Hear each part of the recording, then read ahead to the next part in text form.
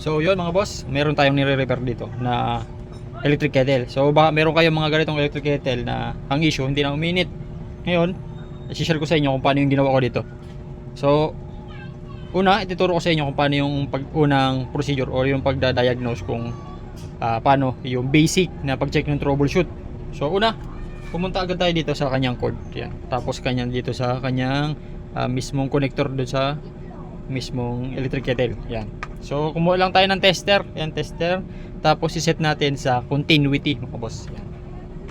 So gram tester, continuity dapat magbabas. Ayun. Ayun. So unang step, isang linya ng probe ng tester i-connect dun sa isang plug.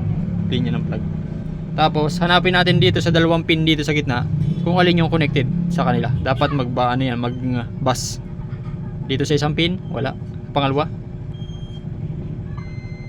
Ayun. So nag-bus siya. Ibig sabihin itong linya na to na plug at dito ay connected sa isa't isa, no? So goods yun. Pangalawa naman, doon sa pangalawang pin. Yan. Tapos check na natin dito sa isa. Yun. Ibig sabihin nag-bus. So good sign yun na connected dito. So ayos itong part na to. Yan. Unang step yun. Goods yun.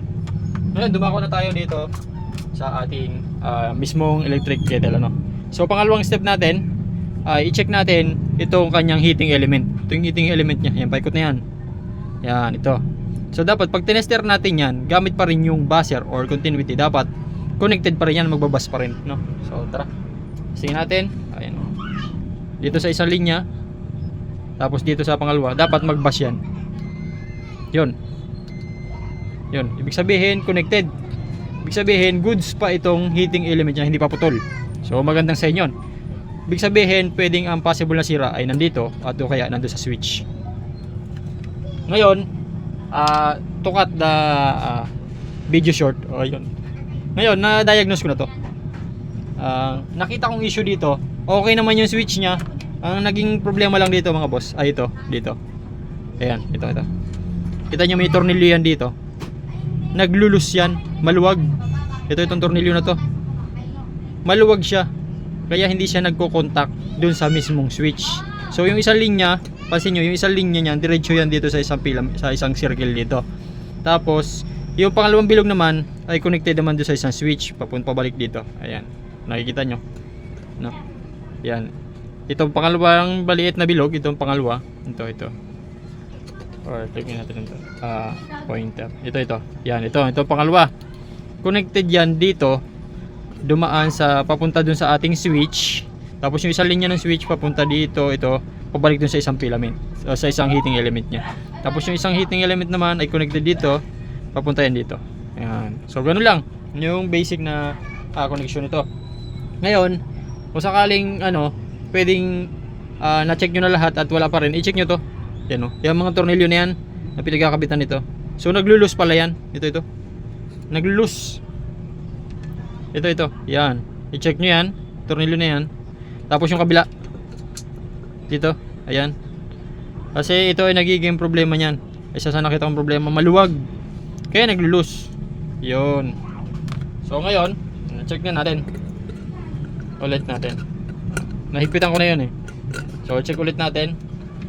So papakita ko sa inyo. Continuity pa rin ha. Wala tayong binabago mga boss. Yung isang linya ng filament papunta dito. Connected dapat yan dito. Ayun. Pakinig nyo. Nag-connected ano. Sumunod dito. Connect yan dito. Tapos sumunod dun tayo sa kabilang filament. Or kabilang heating element. Dapat connected yan dito. Yan. Dapat dito connected yan. Buhayin lang natin sa switch. Yan. Tapos fix natin. Ayun, may reading siya.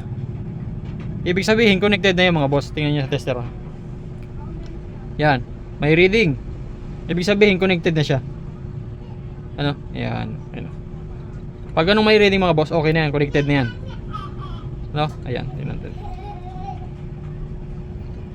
Tingnan natin. Ayan, connected na siya. So dito, check natin dito. Ayan. So okay na. Goods na, ganun lang. So dapat pag tinest natin yon, dumaan sa switch. Tapos papunta dito, dapat mayroong reading Kung hindi mag-bus, dapat may reading. Yeah. So okay na yan. So higpitan na lang natin. So yan mga boss, so nakikabit na natin, abalik na natin. So yan. So, ang gawin natin, check natin. So patong lang natin naman yan. So pagkapatong natin, check ulit natin ng continuity, no.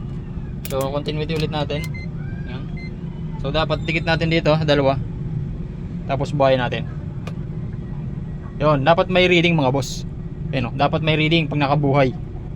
Isa pa, patay natin. O na, naka-continuity or diode. Tapos take natin yung dalawang plug nya. Yan, nakadalikit na yan. Tapos pag inon natin, dapat magkaroon ng reading. Ayun, o. So pinatay natin. Ayun. Goods na yun pag ganun mga boss. So tara, testingin natin. Final test tayo, pero lalagyan natin ng konting tubig, no, para hindi mag ano yung element. Lagyan ko lang ng konting tubig. So yan, may tubig na siya. Patong lang natin. Tapos check natin yung ayan yung pula niya. Ayan. Yung pula. So saksak natin. Tapos buhay natin. Ayun, oh, nagpula na siya. Ayun, nagpula na. So pumalo na ng tatapay bando. Okay, goods na yun mga boss. Lalapit lang natin. Ayan, nakasaksak na. Pag binuhay natin dito sa switch, iilaw. Ayun, goods. Pumalo ng 1,400. Laki. Okay na yun.